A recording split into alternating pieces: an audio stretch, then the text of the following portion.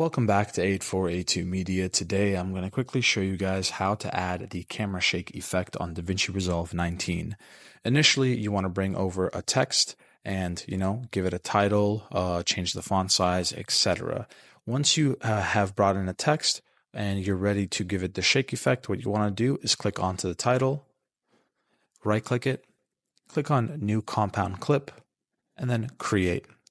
Now that you've created a compound clip with the title, what we're going to do is go to Effects and then click on Open FX and then go to the title and then type in Camera Shake. So now we can drag it down to the timeline and let it go onto the title.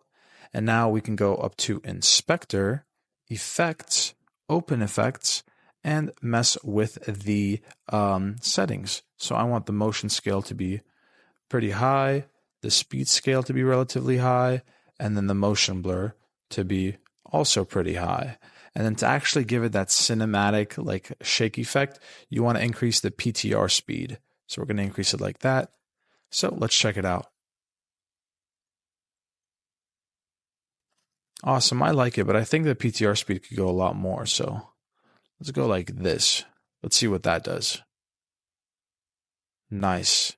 So that's how you add the shake effect. If you guys want to mess around with the settings you'd like, I'm sure you can get a better shake effect out of it if you, tweak it a little bit. So thank you guys for watching and have a great day.